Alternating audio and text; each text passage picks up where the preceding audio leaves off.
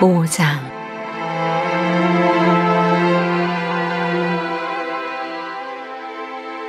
하나님 앞에서 사람들을 대표하고 그들의 죄를 위해 희생제사를 드리도록 선택된 대제사장이라면 분명 사람들의 약점을 너그러이 대할 수 있을 것입니다. 그 약점이 어떤 것인지 바로 자기 경험을 통해 알기 때문입니다. 그러나 이것은 그가 사람들의 죄뿐 아니라 자기 죄를 위해서도 제사를 드려야 한다는 것을 의미합니다. 이 영광의 자리는 사람이 스스로를 세워서 얻을 수 있는 것이 아닙니다.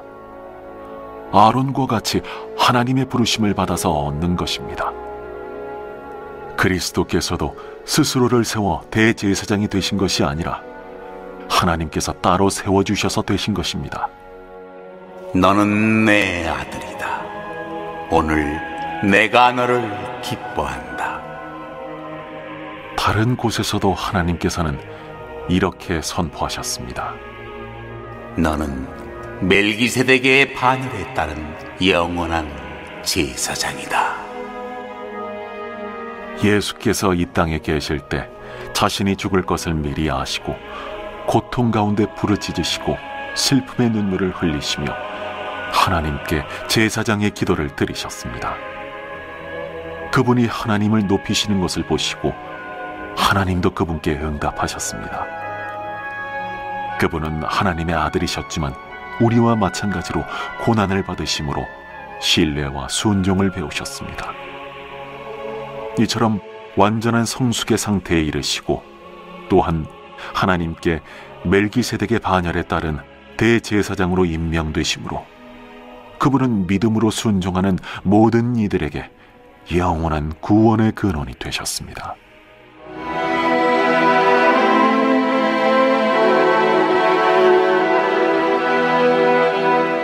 그리스도 안에서 자라가십시오. 멜기세덱에 관해서는 할 말이 많지만 여러분의 귀 기울여 듣지 않는 나쁜 습관 때문에 여러분을 이해시키기가 어렵습니다. 지금쯤 여러분은 선생이 되어 있어야 마땅한데도 내가 보기에 여러분은 하나님에 관해 기본부터 다시 가르쳐줄 사람이 필요한 것 같습니다. 오래전에 단단한 음식을 먹었어야 했건만 여러분은 아직도 아기처럼 젖을 빨아야 할 형편입니다. 젖은 하나님의 방식에 미숙한 초보자들이 먹는 것입니다. 성숙한 사람들은 단단한 음식을 먹습니다. 그들은 경험으로 옳고 그른 것을 분별할 줄 아는 사람들입니다. 대제사장 예수님, 하나님 세우심 받으시고요, 순종하여서 영원한 기도의 대상이 되시는 예수님, 그리고 성숙하여 장성한 신자가 되라는 점에 대해 묵상해 보시기 바랍니다. 저자는 구약 대제사장들의 두 가지 특징을 설명합니다. 첫째, 대제사장은 사람들 가운데서 취함받았습니다. 둘째, 대제사장직은 스스로 취하는 것이 아니라 하나님께 임명받은 자라야 합니다. 먼저 대제사장이 백성들 중에서 취함받았다는 것은 대제사장과 백성들 사이의 연대감을 표현해 주죠. 대제사장 자격은 백성들을 향해서 자비를 베풀 수 있는 자라야 합니다. 백성들의 연약함을 이해하고 그들의 동정심을 가지고 자비를 베풀기 위해서는 그 자신이 백성들의 연약함을 친히 경험하고 이해할 수 있어야 합니다. 저자는 대제사장이 무식하고 미혹된 자를 용납하기 위해서 세움을 입었다고 합니다. 무식하고 미혹된 자는 구약에서 대제사장을 통해서 하나님께로부터 죄 용서함을 받을 수 있는 자들을 가리킵니다. 구약에서 속죄제를 드릴 수 없는 자들도 있는데 그들은 하나님 법을 알면서도 의도적으로 죄를 범한 자들입니다. 그들을 위해서는 대제사장이 할 수 있는 일이 아무것도 없습니다. 대제사장이 백성들을 위해서 세움을 받았지만 말씀을 듣고 하나님 뜻이 무엇인지 알면서도 불순종하는 자들은 대제사장의 속죄 사역을 통한 하나님을 기대할 수 없습니다. 두 번째 자격이 하나님께로부터 부르심을 받은 자만이 대제사장이 될 수 있다는 것이죠. 4절입니다. 구약에서는 아론이 대제사장으로 부름을 받았으며 그 직분은 그의 후손들에 의해 계승되도록 하나님 정하셨습니다. 이 직분은 사람이 원한다고 해서 스스로 취할 수 있는 것이 아닙니다. 나답과 아비후는 이에 반기를 들고 스스로 제사장직을 행하려다가 하나님의 심판을 받고 멸망했죠. 민수기 16장 보세요. 죄 용서는 전적으로 하나님의 주권적인 계획과 은혜에 의한 것이지 인간의 의지나 결단으로 되는 것이 아니라는 사실을 보여주는 사건입니다. 저자는 이제 예수께서도 구약의 대제사장처럼 하나님에 의해 임명을 받아 대제사장이 되셨다고 말합니다. 5, 6절은 4절과 병행구조를 이루고 있죠. 4절은 아론이 하나님에 의해 대제사장으로 임명을 받았다고 말하면서 5, 6절은 예수께서도 하나님께 임명을 받아 대제사장이 되셨다고 말합니다. 그러면 예수께서 대제사장으로 임명받았다는 증거는 무엇입니까? 저자는 시편 2편 7절과 110편 4절을 그 증거로 들고 있습니다. 시편 110편 4절은 하나님 보좌 우편에 앉으신 아들이 멜기세덱의 반차를 좇아 대제사장으로 임명을 받았다고 증거하고 있습니다. 그러나 시편 2편은 아들이 왕으로 세우심을 받았다는 것을 증거하는 것이지 대제사장직에 관한 것은 아니죠. 그럼에도 불구하고 이 시편을 아들의 제사장 부름에 대한 증거로 제시하는 것은 아들은 왕일 뿐만 아니고 대제사장으로 부름받았음을 증거하기 위한 것입니다. 이것은 구약 제사장직과 구별되는 아들의 독특한 직분이죠. 구약 제사장들은 결코 왕직을 겸할 수 없었지만 아들은 멜기세덱처럼 왕이면서도 동시에 대제사장으로 오셨습니다. 이것은 예수께서 아론보다 얼마나 더 위대하고 존귀한 직분을 가진 대제사장이신지 설명하는 것입니다. 그러므로 예수를 우리의 대제사장으로 모시고 있는 그리스도인들은 왕같은 제사장이며 거룩한 백성들입니다. 그리스도인들은 구약 백성들보다 얼마나 더 위대하고 온전한 신분을 가진 존재들인가 하는 점에 감사드리시기 바랍니다. 구조적으로 7절로 10절은 1절로 3절과 병행관계에 있습니다. 1절로 3절은 구약 제사장들도 연약함에 쌓여있기 때문에 무식하고 미혹된 자들을 용납할 수 있다고 했습니다. 이제 예수께서는 그의 백성들과 동일하게 연약함과 죽음의 고난을 친히 경험하셨기에 그의 백성들에게 자비를 베풀 수 있는 대제사장이 되셨다고 말합니다.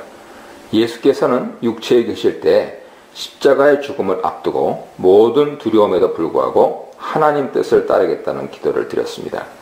이것은 하나님께 자신을 드리는 희생제물과 같은 것이었고 하나님께서는 그의 기도를 기쁘게 받으셨죠. 결국 예수께서는 죽음의 고난을 당하면서까지 하나님 뜻에 순종하셨고 이로 인해서 그는 하나님 앞에서 완전한 자가 되셨습니다. 저자는 2장 10절에서도 아들이 고난을 통해서 완전하게 되셨다고 말한 적이 있습니다. 그러므로 완전함이란 고난을 통과하는 완전한 순종을 통해 성취되는 것이라 말할 수 있죠. 이제 예수께서 보이신 완전한 순종은 그리스도인들이 따라야 할 모범이 되었습니다. 따라서 예수께서는 그에게 순종하는 모든 자들에게 구원의 근원이 되십니다.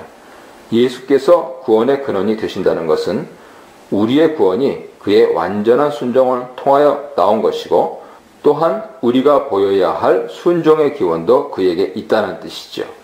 예수께서는 자신의 완전한 순종을 통하여 우리를 온전하게 순종하는 자 되게 하시는 것입니다. 11절입니다. 저자는 멜기세덱에 관한 설명을 계속 이어가지 않고 잠시 중단합니다. 그러고는 독자들의 영적 나태함에 대해서 충고하기 시작하지요. 멜기세덱에 관한 이야기는 6장 20절까지 이어지는 저자의 권면이 끝난 후에 다시 계속됩니다. 저자는 독자들이 듣기에 둔한 자가 되었기 때문에 계속해서 설명하기가 어렵다고 말합니다. 이것은 독자들이 처음부터 듣기에 게을렀던 것이 아니라 어떤 연유로 그렇게 되었음을 암시하는 것이죠. 아마 독자들은 핍박으로 인하여 처음 복음을 받아들였을 때의 열정과 헌신을 많이 잃어버렸을 것입니다. 저자는 이미 독자들에게 구원의 복음을 등한히 여기지 말라 2장 3절이고요. 광야 백성들의 불순종을 본받지 말라 4장 11절로 경고한 바 있습니다. 그리고 6장 12절에서는 게으르지 말고 믿음과 오래 참음으로 약속을 기업으로 받았던 자들을 본받는 자가 되라고 권면합니다. 이를 통해 볼 때 독자들이 듣기에 둔한 자가 되었다는 것은 핍박으로 인한 고난을 피하기 위해서 복음을 듣고도 등한시하면서 믿음으로 순종하지 않는 잘못된 태도를 가리키는 것으로 보입니다. 만약 독자들이 이러한 태도를 계속해서 견지하고 있는 한 멜기세덱의 반차를 갖춘 그리스도의 대제사장직에 관한 설명을 해도 그들이 잘 받아들이지 않을 것입니다. 그렇게 하기 위해서는 복음을 위해서 유대주의자들의 핍박을 달게 받을 각오를 해야 할 것이기 때문이죠. 복음을 듣고 믿음으로 순종하는 것은 올바른 태도에 관한 문제이지 지적 수준의 문제가 아닙니다. 영적 성숙은 신앙의 연륜이 아니라 말씀 순종을 통해서 이루어집니다. 독자들은 이미 오랫동안 신앙생활을 했기에 마땅히 선생이 되어야 할 때가 되었지만 오히려 말씀의 기초부터 다시 가르침을 받아야 할 처지에 있습니다. 그들은 신앙의 성숙은커녕 처음에 배운 초보적인 진리까지 잃어버린 자들이 되었다는 뜻입니다. 신앙이 성숙하지 않으면 이미 가진 것마저 잃어버릴 위험에 처하게 됩니다. 이것은 믿음의 퇴보를 의미하지요. 히브리서 독자들은 처음에는 훌륭한 믿음을 소유했던 것으로 보입니다.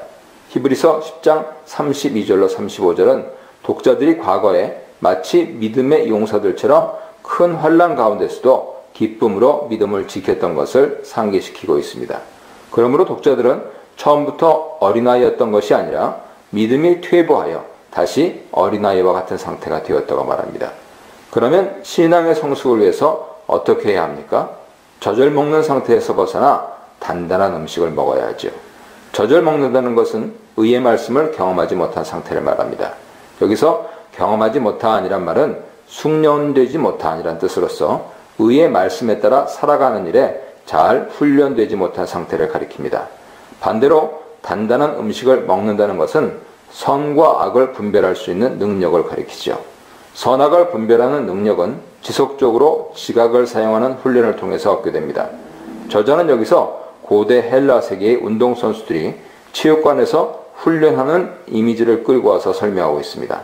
운동선수들이 어떤 기술을 익히기 위해서 이론적으로 배운 것을 반복적으로 훈련하여 익숙하게 되는 것처럼 신앙 성숙은 말씀을 삶의 현장에 적용하여 살아가는 훈련을 통해서 얻게 됩니다. 그러므로 선악의 분별은 단순히 교리적으로 옳고 그름을 판단할 수 있는 지적 능력을 말하는 것이 아니라 의의 말씀에 따라 살아가는 훈련을 통해서 의로운 것을 선택하고 행하는 능력을 말합니다.